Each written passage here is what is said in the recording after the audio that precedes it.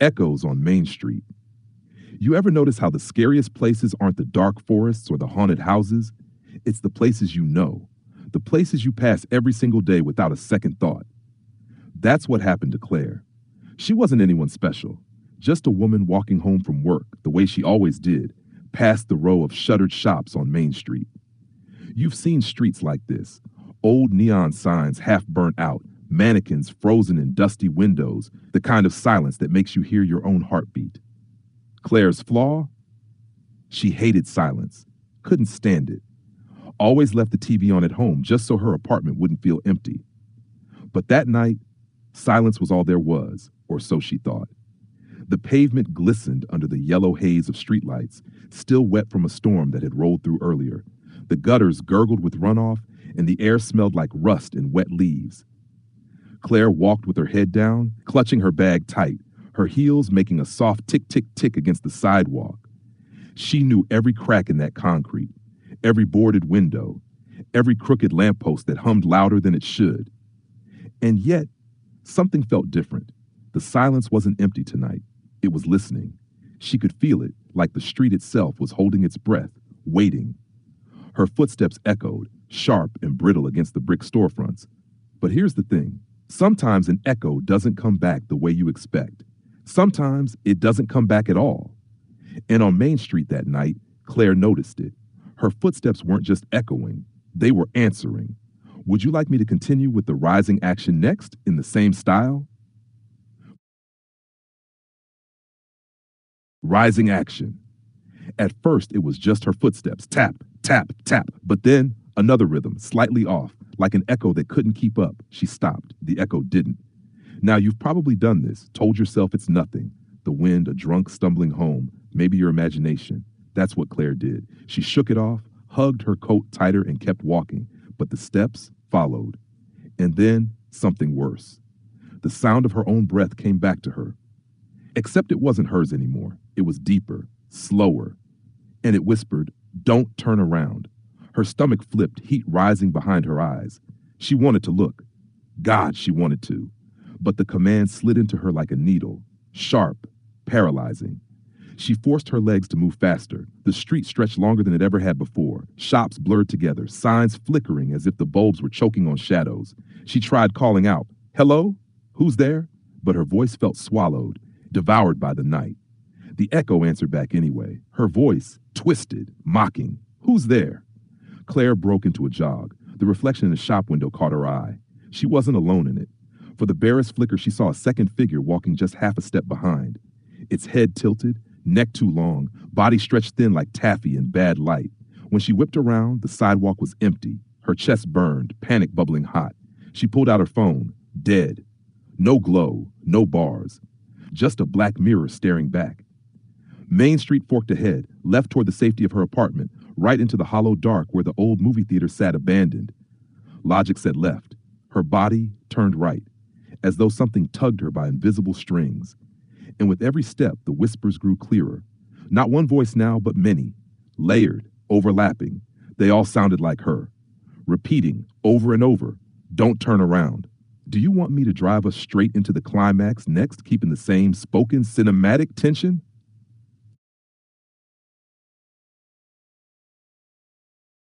Climax, her whole body froze. Because if you've ever been truly afraid, you know, your mind isn't the one in charge. It's your body, your bones. And her bones screamed, "Run."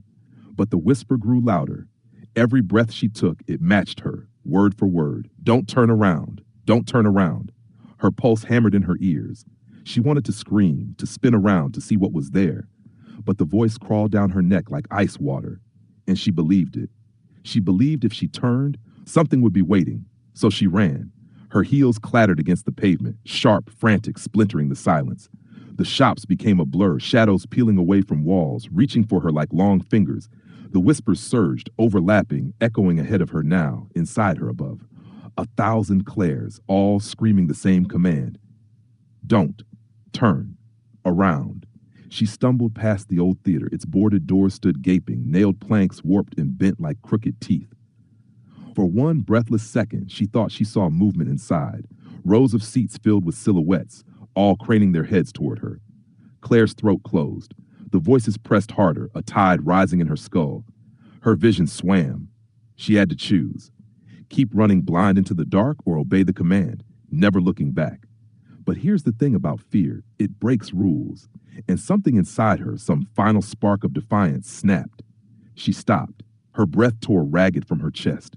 Her body shook. Every echo in the street went dead silent, as though the world itself was holding its breath with her. Slowly, against everything in her bones, Claire turned her head and saw herself. Not a reflection, not a shadow, her, standing 10 feet away, same coat, same hair hanging damp from the rain, same wide, terrified eyes. Only this version of Claire was smiling, a grin too wide, too knowing. The other Claire lifted a finger to her lips and whispered in a voice that shook the street, "Your turn. Would you like me to push into the falling action next, where the consequences of this confrontation unravel?" Falling action. Her heels clattered against the empty street. Storefronts blurred. She didn't dare look back, didn't dare breathe too loudly. She reached her apartment door with shaking hands, slammed it shut, locked it, chained it. Safe. She told herself that word over and over, safe. And in the silence, she laughed, half crazed with relief. Nothing followed her inside, except the laugh, her laugh. It came from the kitchen, from the dark just beyond the doorway, a sound too perfect, too familiar, bouncing back at her like a boomerang she never threw. Claire's chest seized. She grabbed the nearest thing, an umbrella from the stand, and crept forward. Each step felt like wading into a pond where the water kept getting deeper, colder. "Who's there?" she whispered. The voice answered in the exact same cadence. "Who's there?" The light above her flickered, a low buzz like a dying insect. For one horrifying instant, the kitchen doorway reflected her silhouette, but it wasn't synced. It was smiling when she wasn't, tilting its head when hers was still. She stumbled backward, hitting the wall so hard the picture frames rattled. Panic made her vision blur. Her body screamed to run again. But where? Out into the street where the shadows waited? Or stay here, in a home that suddenly wasn't hers anymore? Her phone, dead outside, buzzed to life in her pocket. The screen lit up with a single notification. Missed call, Claire. Her knees nearly gave out. The phone buzzed again, vibrating like it was alive, like it wanted to leap out of her hand. She dropped it.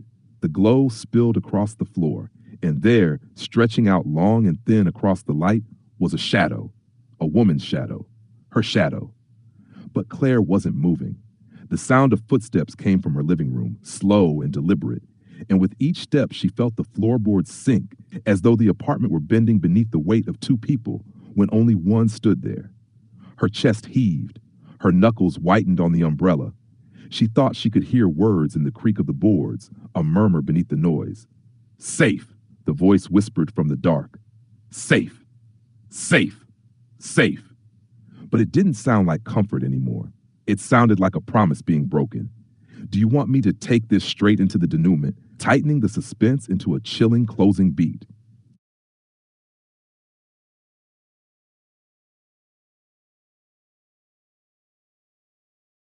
Resolution from the dark corner of her living room, a whisper rose, louder now, right beside her ear. "Good girl." You listened, and Claire realized the echoes hadn't stayed outside. They'd come home with her. Her grip loosened on the umbrella. What good was it now, against something that wore her voice, her skin, her smile? She stared at the shadow still stretching across the glow of her phone, and for the first time, she didn't run, because maybe that was the trap all along, running. Turning, fighting. Every choice had only pulled her deeper into it. Claire lowered the umbrella, her hands trembling. "What do you want from me?" she whispered.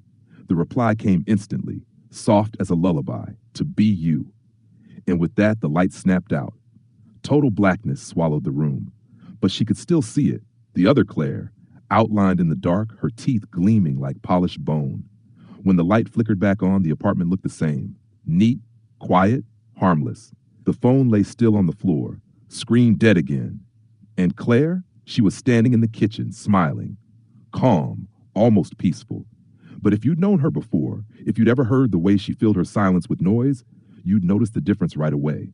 She didn't reach for the TV remote, didn't touch her phone. She stood in her apartment, perfectly still, listening. Outside on Main Street, the echoes started again. tap, tap, tap. A rhythm not quite hers anymore, bleeding out into the night for someone else to find. And if you ever walk that way, if you ever feel the silence pressing in, you'll know Claire's still there, waiting. If this story gripped you tonight, don't forget to hit that like button. It really helps this channel grow and make sure more people find these stories. Subscribe for daily content because there's always another shadow waiting to be told.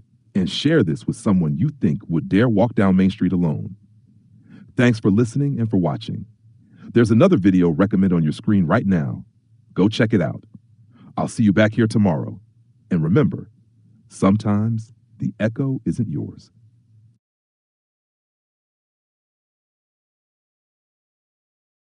The Man by the Streetlight. You ever notice how the world feels different at night? Like the air itself carries weight, pressing down on your shoulders. The shadows don't sit still, they crawl, they stretch, they swallow up the places you thought you knew. A street you've walked 1,000 times by day suddenly feels like foreign ground. That's where we begin. Evan Miller, 16 years old, a kid like any other. He plays trumpet in the school band, stumbles through math tests, laughs too loud at his friends' dumb jokes. He's not a troublemaker. He's not a hero. He's just trying to find out who he is, like every kid at that age. But here's the thing about Evan. He doesn't like the dark. He'll never say it out loud. He'd never survive the teasing, but it's true. Walking home alone after sunset makes his pulse quicken. Every shadow feels like it's hiding something. Every creak of the pavement sounds like it's following him. Tonight, the band ran late. Too many wrong notes, too many corrections. By the time Evan slings his trumpet case over his shoulder, the school's empty and the town is silent. His hometown isn't much. One grocery store, 2 gas stations, a diner that closes at 8. At this hour, it feels abandoned, like the whole world decided to pack up and leave him behind. He cuts down Main Street, the soles of his sneakers tapping against cracked pavement. Houses sit dark, porches empty, windows blind. The night has that kind of stillness that makes you whisper even if you're alone. And up ahead, maybe 30 yards away, there's a streetlight. One of the old ones, tall and crooked, buzzing with electricity that sounds like a dying insect. It flickers on and off, fighting to stay alive.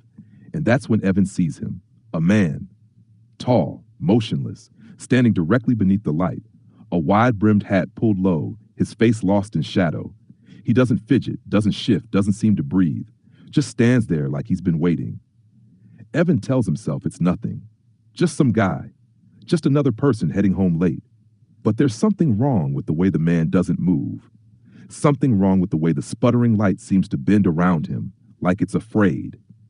Evan swallows hard, tightens his grip on the trumpet case, and keeps walking. But already, deep in his gut, he knows this night won't end like the others. Evan's chest tightens. He tells himself, it's nothing, just some guy. But then he hears it. Footsteps. Behind him, at first faint, almost easy to dismiss, like his imagination filling the silence. But then he hears them again, louder, heavier, steady. Someone's following him. He doesn't want to look, doesn't want to give in to the fear. His throat's dry, palms slick, but he pushes forward, his sneakers slapping the pavement a little faster, a little harder. And still, the footsteps follow. Quicker now, matching him step for step. His pulse hammers in his ears. Every instinct screams, run. But he's 16. He doesn't want to run. He doesn't want to admit he's scared. Not to himself, not to anyone. So he clenches his jaw, keeps walking, tries to act like nothing's wrong. But no matter how fast he moves, the rhythm stays behind him, always behind, always closing in. Finally, he glances back. The streetlight flickers hard, buzzing like it might burst. And under it, the man in the wide-brimmed hat hasn't moved an inch. Still there, still rooted to the pavement like a statue, watching. So then, who's making the footsteps? Evan spins around, scanning the empty street. Nothing, just darkness pressing in on both sides. Storefronts with their glass eyes shut tight. Houses turned inward, asleep. The sound dies as soon as he turns, like it was never there. But the second he faces forward again, there it is. Footsteps, closer this time. Quick, urgent, his skin prickles. He breaks into a jog, gripping the trumpet case like a weapon he knows he'll never use. His breath comes short, ragged, every inhale too loud in the stillness. And then, another sound, whistling. A low, slow tune, floating through the night air. The kind of sound that doesn't belong on an empty street. It's not cheerful, it's not careless, it's deliberate. Like someone is marking time, waiting for him to break. He stumbles, catches himself, keeps going. The whistling doesn't stop. It follows, always the same few notes, drawn out and hollow. He turns again, desperate, nothing. The street is empty. The man under the light, still frozen, still watching. Evan's breath shudders.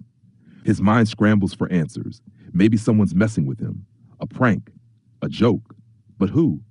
Everyone's home. No one's out this late. The shadows feel alive now. Heavy, pressing closer. He can't think straight, can't plan.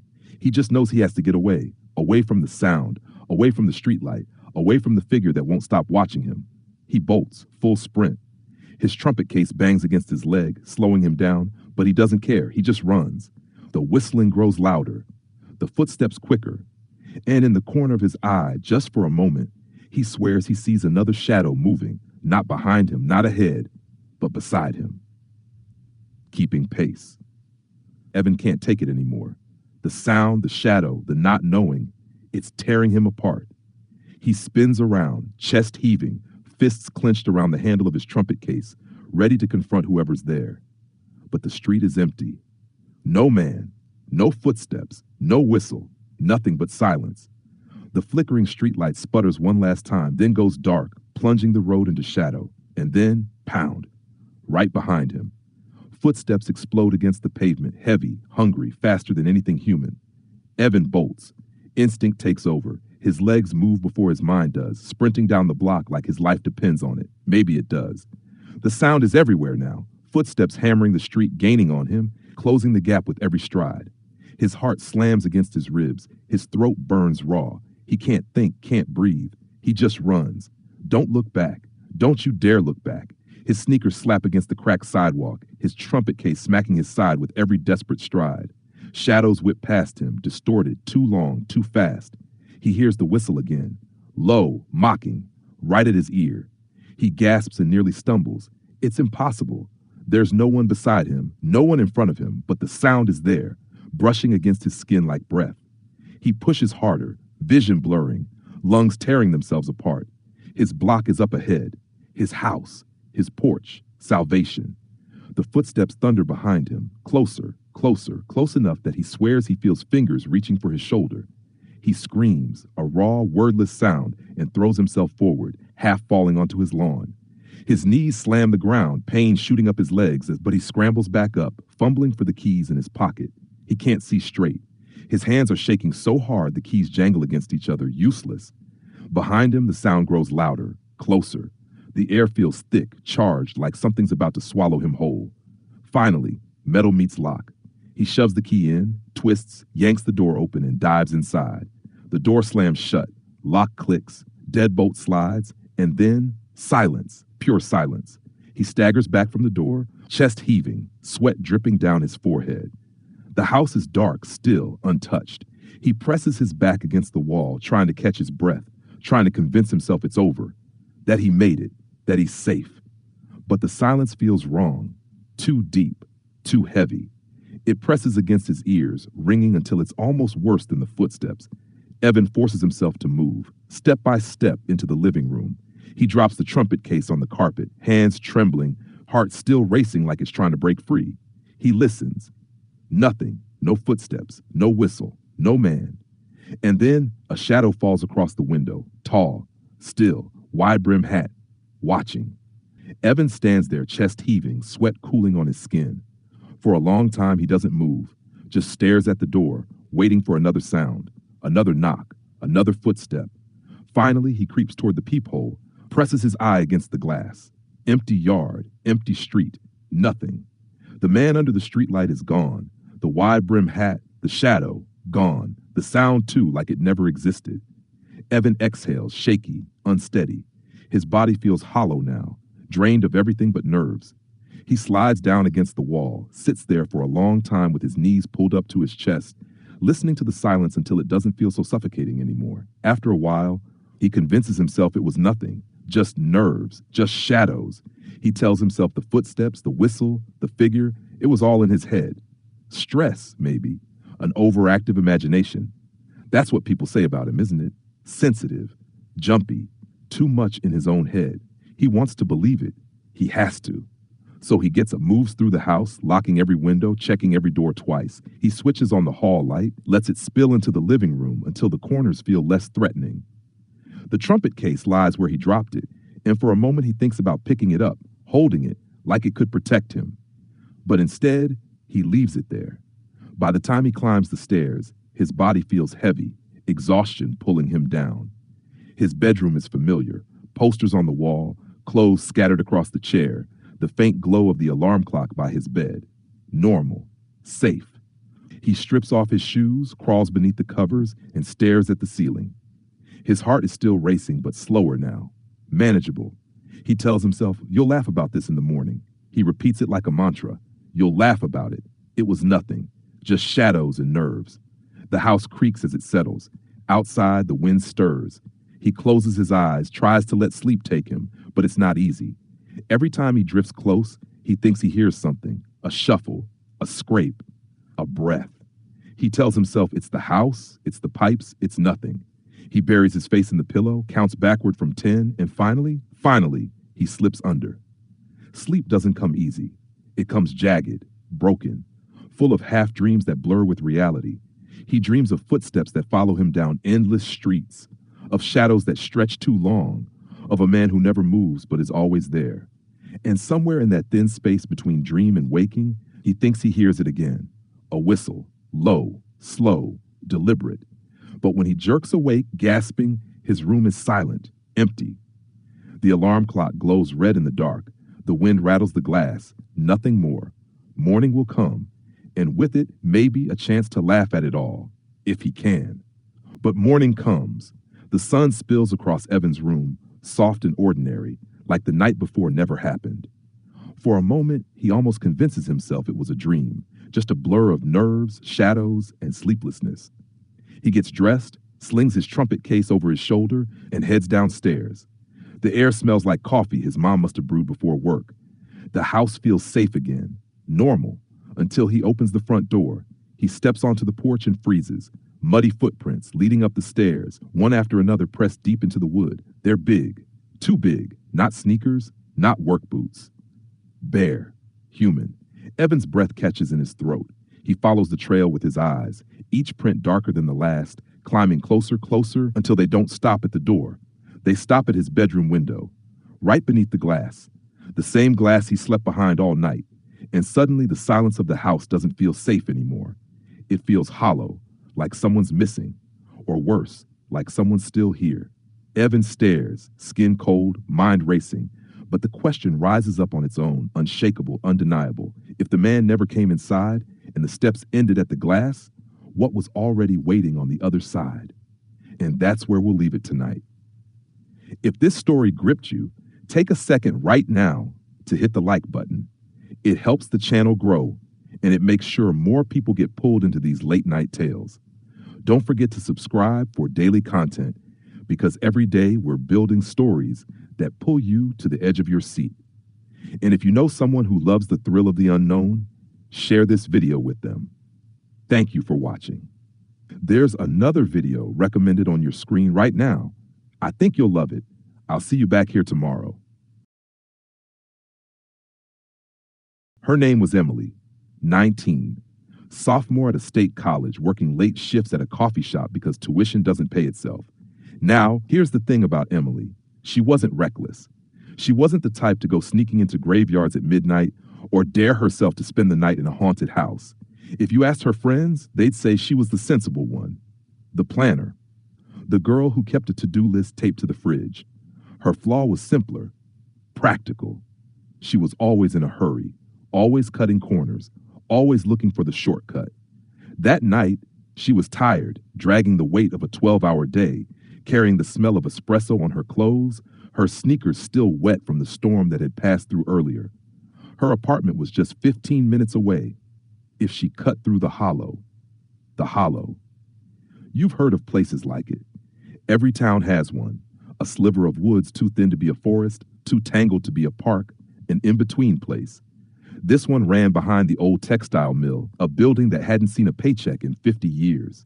People said the hollow was faster.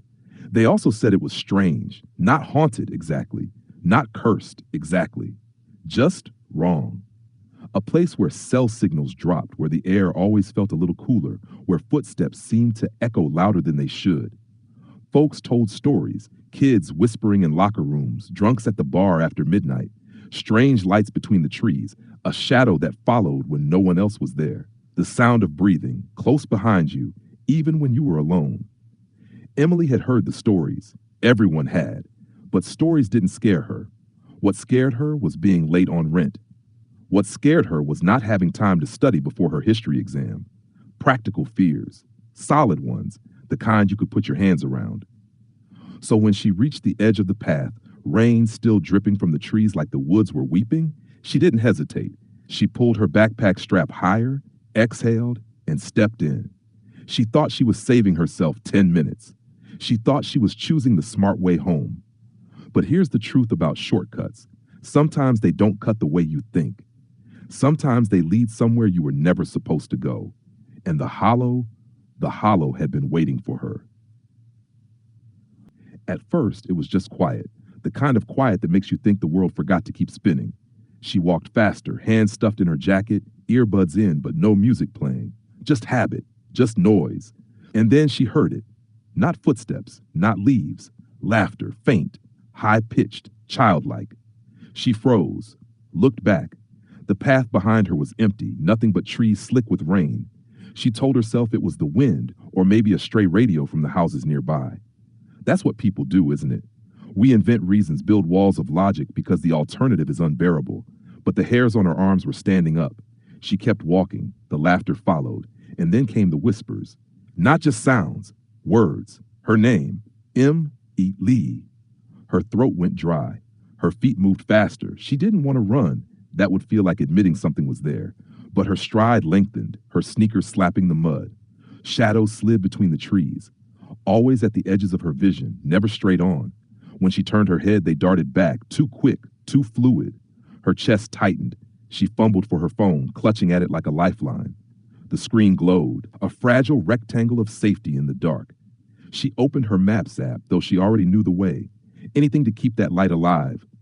But as the whispers grew louder, as the giggles sharpened into something jagged, her phone flickered. Died. Black screen. God, no. Her voice cracked, sounding too loud, too alone. She shoved the phone in her pocket, pushed forward. The path felt longer now, stretched thin like taffy. She should have been halfway through already. But the trees looked the same, dark, wet, endless, like she was walking in place. The whispers came again, louder, closer. This time they weren't just calling her name. They were chanting it, in a rhythm, in unison. Emily, Emily, Emily. Her heart hammered. She broke into a run, her breath tearing out of her in bursts. Mud splashed up her jeans, branches clawed at her jacket, and then something moved ahead, not behind, not beside, ahead on the path, a shape, small, still, blocking the way. She skidded to a halt, breath ragged, squinted into the dim glow of the moon slipping through branches. It was a girl, couldn't be more than 8, barefoot, hair hanging in wet ropes around her face. Emily opened her mouth, but no sound came out. The little girl tilted her head, slowly, too slowly, and smiled. Behind Emily, the whisper stopped. The silence that followed was worse, much worse, because in silence you hear your own heartbeat. You hear the dread crawling up your spine. Emily took a step back. The girl took a step forward. That was the moment Emily realized. The hollow wasn't empty. It never had been. And now, it wasn't going to let her leave. Now it wasn't whispers anymore. It was shrieking, high-pitched, like children screaming on a playground, except there was no joy in it, just hunger. The shadows weren't hiding anymore. They were running, darting tree to tree, too fast, too thin, too wrong. Emily broke into a sprint. Her lungs burned. Her sneakers slapped against the wet dirt. Her backpack thudded against her shoulders with every step. She could hear them, those voices, chasing, snapping at her heels, gnawing at the edges of her sanity. The shrieks grew louder, so loud it felt like they were inside her skull, reverberating in her bones. And then, light, the end of the path. The street lamps of town glowing through the thinning trees like a lighthouse cutting through storm. Emily's chest leapt. She pushed harder, legs pumping, every muscle screaming. Just a few more yards, just a little further. But the girl, the barefoot girl, was still there, closer now, standing in the middle of the path, smiling that same too wide smile. Emily veered, tried to dodge left, but the girl moved with her. Quick, instant, like a shadow glued to her motion. The shriek spiked. Branches bent and cracked around her, as if something enormous was forcing its way closer. Emily screamed, raw, animal. She lowered her shoulder and charged. The girl didn't move, didn't flinch. And when Emily hit her, there was nothing, no impact, no body, just cold. A cold so deep it tore the breath right out of her lungs, like plunging into an icy lake in the middle of winter. She stumbled, gasping, arms flailing. The girl was gone. But the path wasn't clear. Because now they were all there. Shapes, dozens, maybe more. Children, but not children. Thin bodies with faces too smooth, eyes too dark. Mouths stretched open in screams that made no sound, and every sound all at once. They stood between her and the light. Emily staggered back, chest heaving. Behind her, the forest was alive with movement, with shrieking. In front of her, the path was blocked, trapped. Her phone. Maybe if she tried again, she yanked it out, thumb pressing the button, praying for even a flicker of life. The screen stayed dead.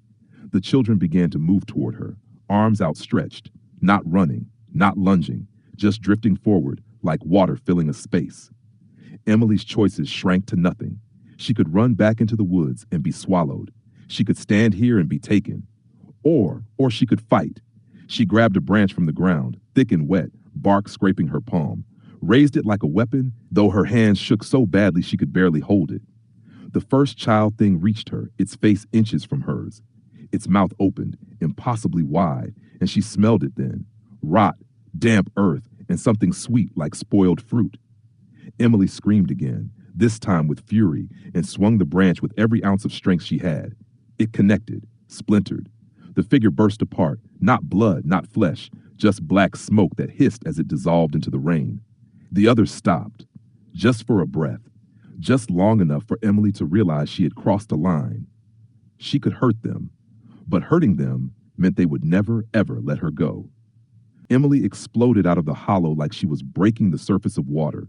Street lamps, car horns, the glow of traffic and fast food signs. Normal life. She stumbled to the curb, bent double, chest heaving, her whole body shaking so hard she thought her bones might rattle apart. People moved past her on the sidewalk, laughing, carrying shopping bags, scrolling on their phones, oblivious. No one else heard the laughter that still echoed in her ears. Her phone buzzed back to life. A dim glow. 3% battery. Just enough. She clutched it like a lifeline, the sound of traffic pulling her back into reality. She thumbed to her messages, desperate for an anchor, for proof that the world she knew still existed. Her best friend, Kayla. She typed fast, fingers trembling. Don't ever cut through the hollow. Promise me. She hit send. The little delivered checkmark appeared, and she wanted to sob with relief. But then, her phone buzzed again. A reply, faster than it should have been. Too late. Emily's stomach dropped. She stared at the screen, her breath stuck in her throat. The message was from Kayla's number.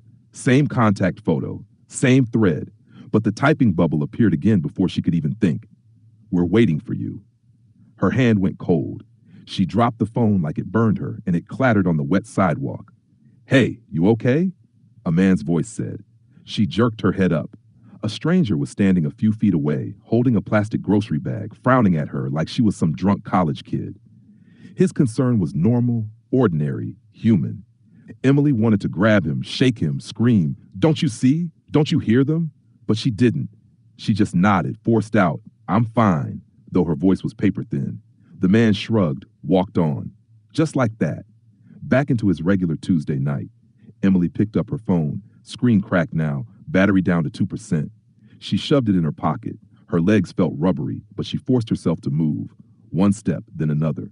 The further she got from the hollow, the more the noise of town wrapped around her, cushioning her, hiding the echoes.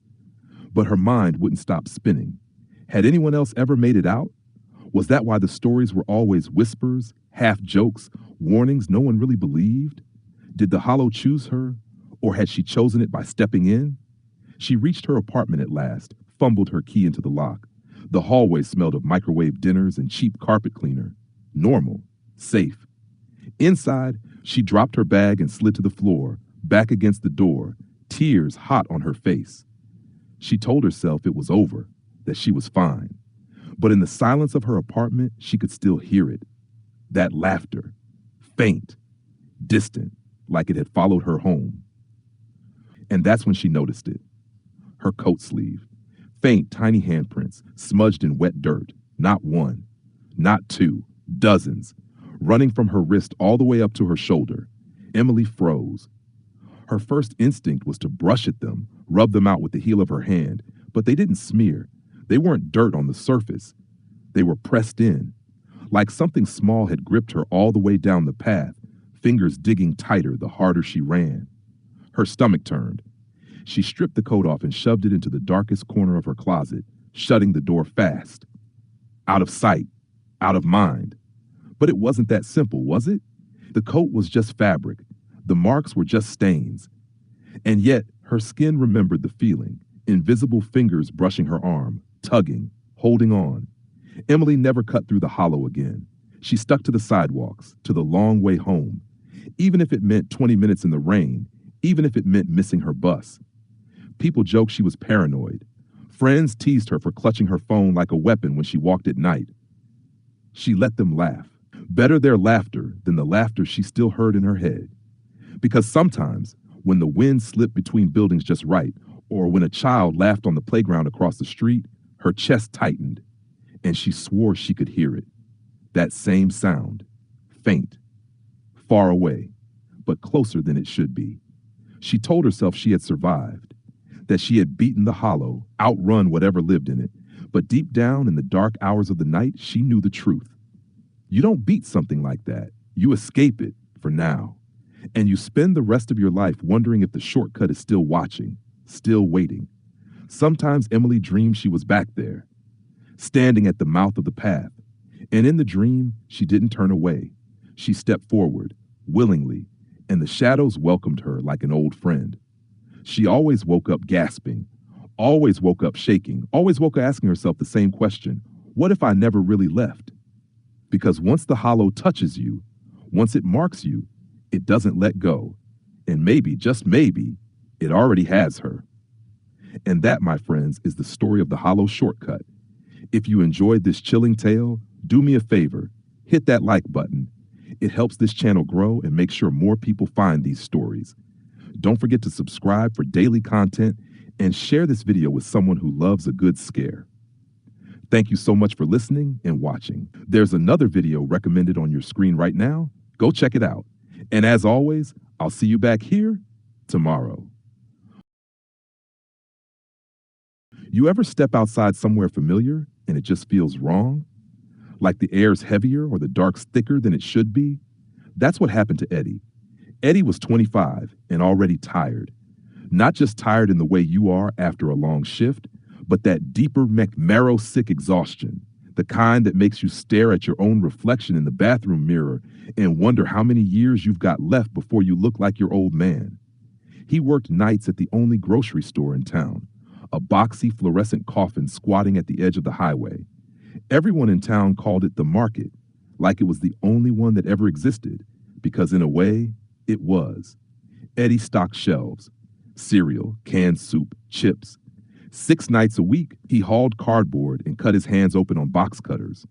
His life was a loop. Wake up when the world was already cooling down, punch in while families ate dinner, drag himself home at sunrise. He didn't hate the job because it was hard. He hated it because it felt like nothing. Like he could vanish from the aisle between paper towels and dog food and no one would notice. Still, he kept showing up, because that's what you do when you've got rent, car insurance, and no better plan. At 2 a.m, he'd clock out, push through the back door with its buzzing exit sign, and head down the narrow alley that cut behind the store. The alley smelled like old bread and wet cardboard, and the dumpsters hulked against the brick like silent guards. Always the same routine. Step over the broken pallet, skirt past the puddle that never dried, follow the alley to where it opened onto Main Street. Then home, then bed, then repeat. Except one night, it wasn't the same. That night, Eddie pushed through the door and felt it before he saw it. The air out back wasn't the cool, damp bite of a New England autumn. It was heavier, thicker. It clung to him, humid and sour, like breathing through a wet rag. And the dark, Christ, the dark was different. The alley was lit by a single orange bulb bolted above the loading dock, but somehow it didn't touch anything. The puddle at his feet didn't shine. The dumpsters didn't cast shadows. Eddie stood there, half in the doorway, half out, with the warm light of the store at his back, staring into a darkness that seemed to stare right back at him. And though he didn't know why, he thought, something's waiting for me out here. The moment he stepped into the alley, his skin prickled. The shadows clung too long to the brick walls, too black, too thick. He told himself it was just exhaustion. He was used to it, always tired, always on edge. But then he heard it. Not a sound exactly, more like an echo of his own steps. He stopped. The echo stopped. And when he glanced down at the ground, he saw something that made his mouth go dry, his shadow. Only it wasn't quite right. It was darker, stretched longer than the angle of the streetlight allowed. And when Eddie moved just a little shift, just to test it, the shadow didn't move with him. Not right away. It hesitated, just a beat, like it was thinking about it. He swallowed, felt his throat click. Get a grip, he muttered under his breath.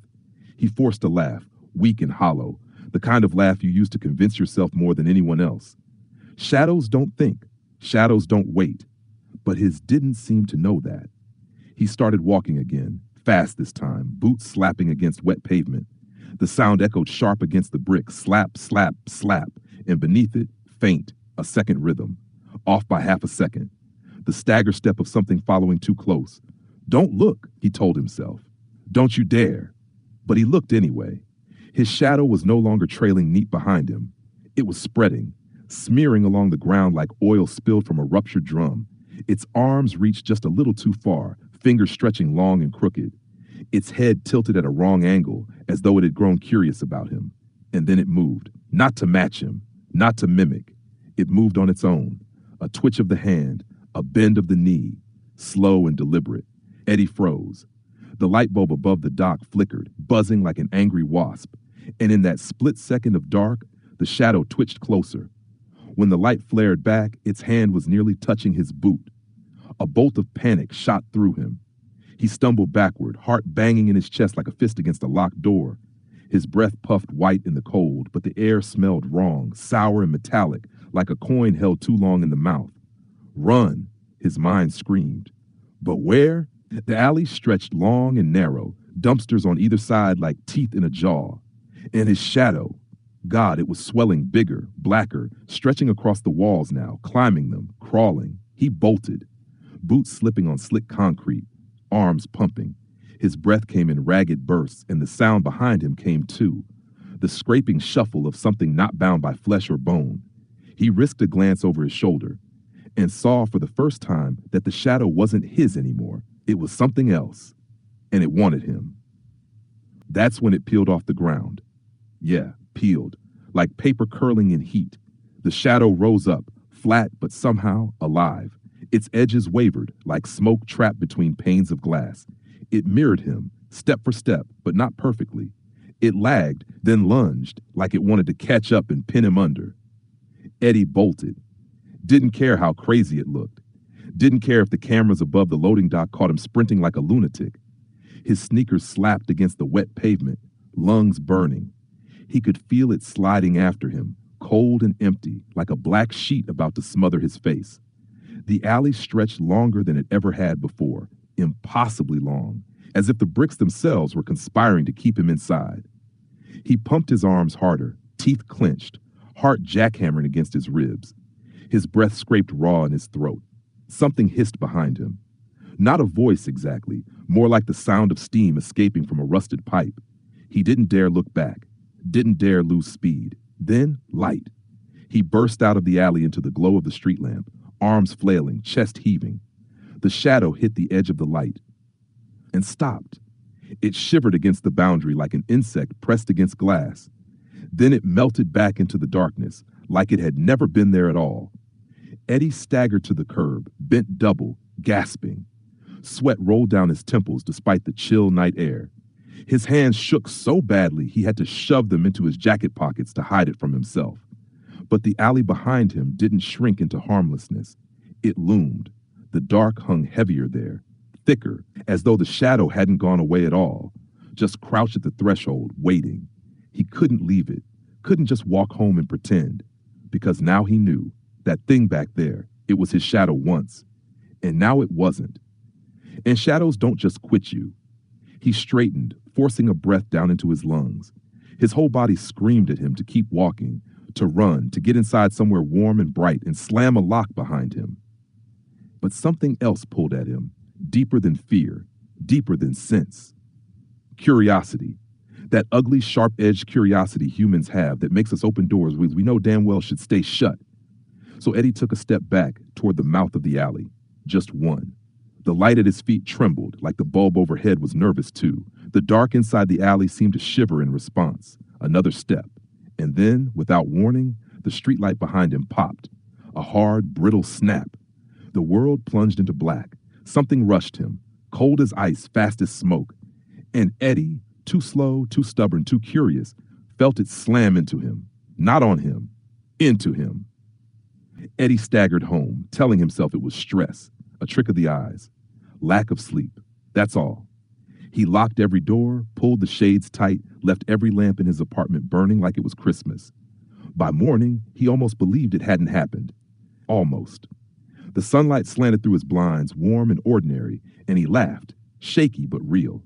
Just his brain playing tricks on him. A night shift hallucination. People snapped from lack of sleep all the time. His reflection in the bathroom mirror even seemed to agree, puffy-eyed, pale, but him, only him. He showered, made coffee. By the time the smell of it filled the apartment, he was already telling himself he'd imagined the whole damn thing. He even chuckled when the neighbor, old Mrs. Daly, banged on his wall with her broom handle and shouted about the lights keeping her up. Normal. Everything was normal. Until he reached for his coffee mug. His hand trembled, not a little, but violently, like a live wire. The mug clattered against the counter, spilling dark liquid across the linoleum. His other hand snapped out fast, too fast, and grabbed it before it could tip completely. The speed shocked him, the strength, and then he noticed his shadow on the kitchen floor, stretched in the early sun. It was him, yes, his profile, his stance. But the head was tilted at that same wrong angle as last night. Bent, curious, like it was watching him, not being him. Eddie stumbled back, heart in his throat. His breath rattled in his chest. A knock at the door made him jump so hard he nearly screamed.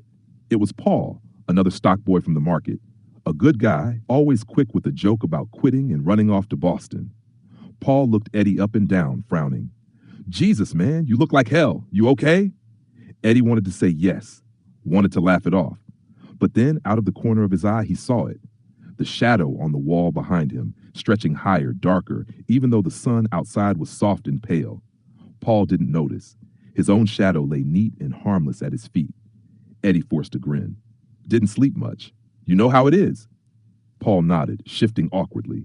Well, listen, boss said the back alley light's out again. Wants me to grab you and fix it tonight, after shift. The words punched the air out of Eddie's lungs. The alley. The dark. That thing. He stammered something. Yeah, sure, later, and shut the door fast. Leaned against it, sweating, the echo of Paul's footsteps retreating down the hall. He knew then it wasn't stress, wasn't a trick of the eyes, because the lamps in his apartment were still burning, every single one. And his shadow? It didn't care. It was moving anyway. The next night, Eddie went back to work. Same routine, same boxes stacked high, the hum of the refrigerators, the smell of bleach and old produce.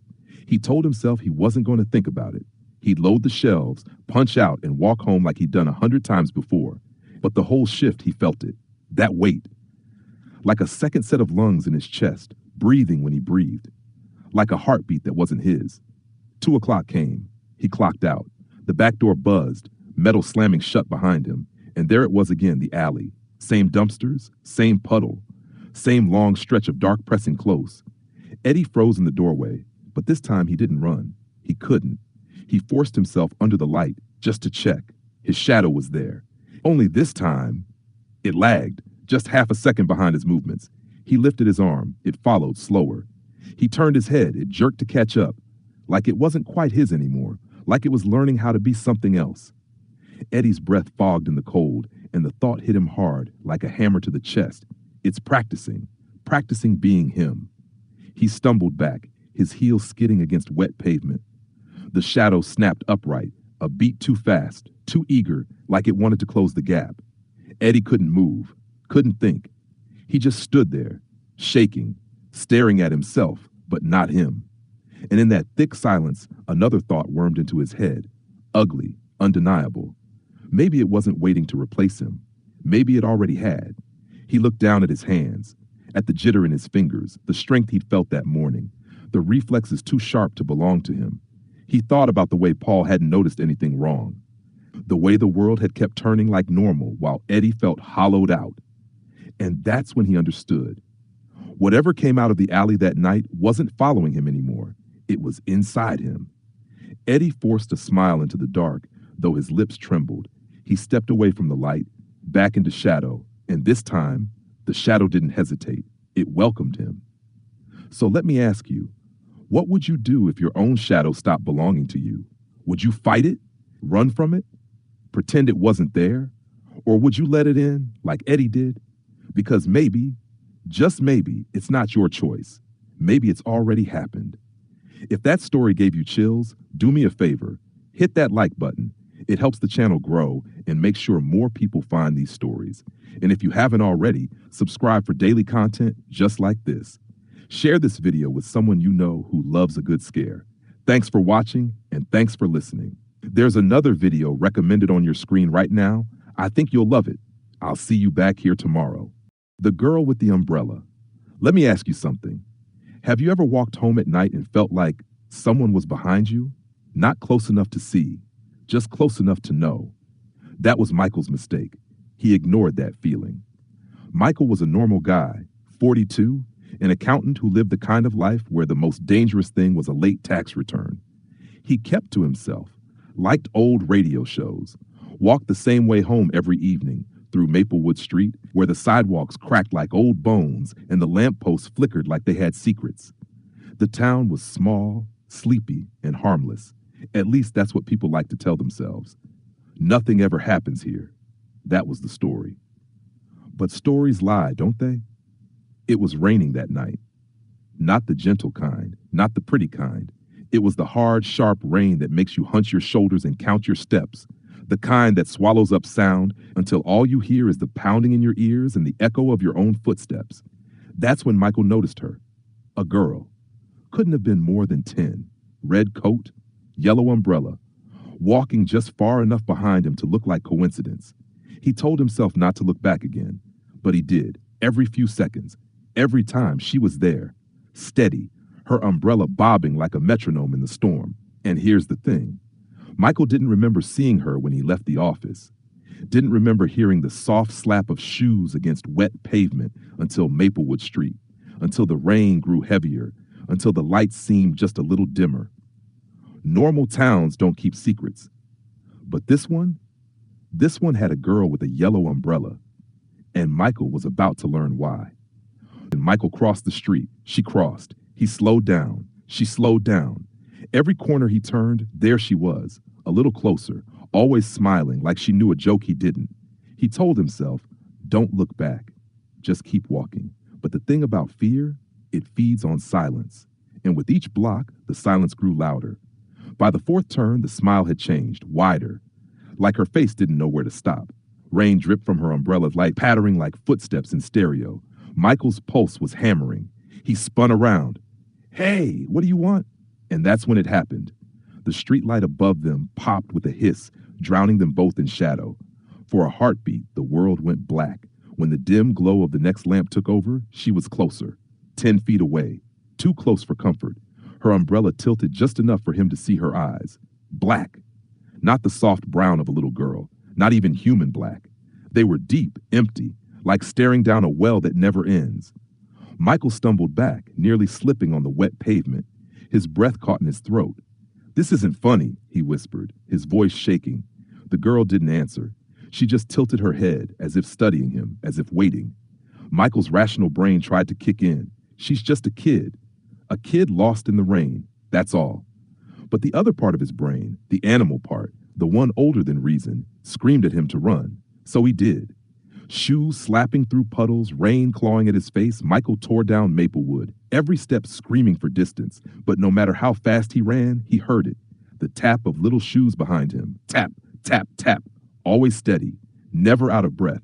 By the time he reached his block, Michael's chest was on fire. His house, just 20 yards away, stood like a lifeboat. He risked a glance back. The street was empty. No girl, no umbrella, no smile. He laughed, sharp and shaky, pressing a hand to his ribs. Maybe his mind had cracked under the rain, the stress, the silence. That had to be it.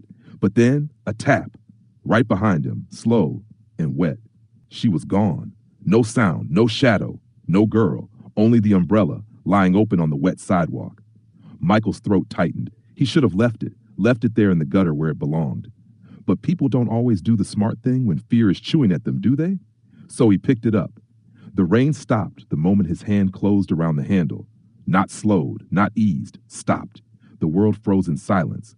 Drops hung suspended in midair, trembling like glass beads. A car across the street sat in mid-motion, its wipers frozen halfway, driver locked in a blank stare.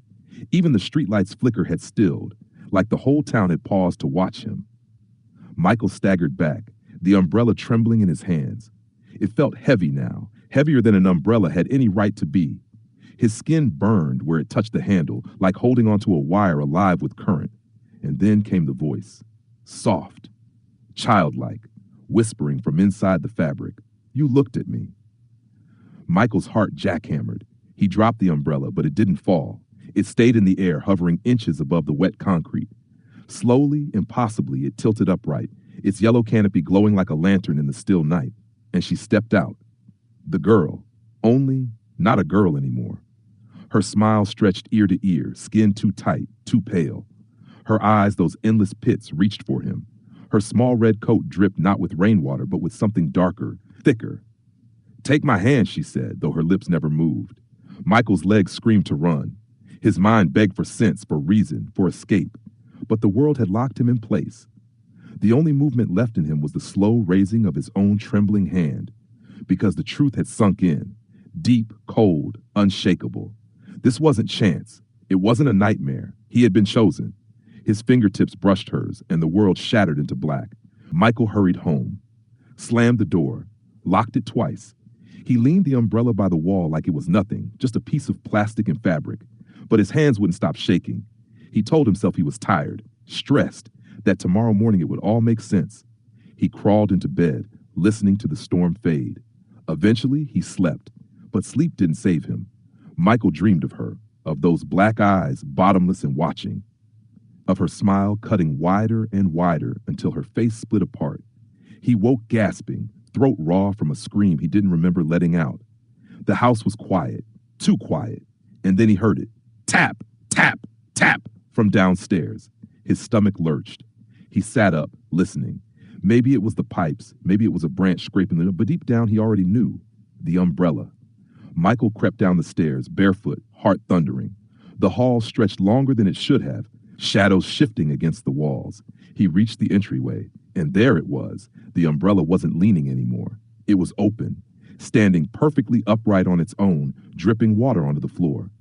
The clock in the living room clicked over to 3 a.m. The sound echoed like a gunshot. Go away, Michael whispered, voice cracking. Leave me alone. The umbrella shuddered, just a little, like it had heard him. Then came the whisper, soft, wet, curling into his ear like smoke. You're mine now. Michael stumbled back, nearly tripping over his own feet. His head spun, lungs clawing for air.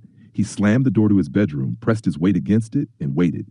He waited for footsteps, for a hand scratching at the wood, for her voice again. But nothing came. Just silence. The kind of silence that doesn't end. When the sun finally rose, it felt like a lie, like daylight was only pretending everything was fine. He checked the hall. The umbrella was gone, and in its place, a trail of wet footprints leading deeper into the house. At dawn, sunlight slipped across the floor like something shyly trying to apologize for the night. Michael opened his eyes, and the light didn't warm him. It cut him. It revealed.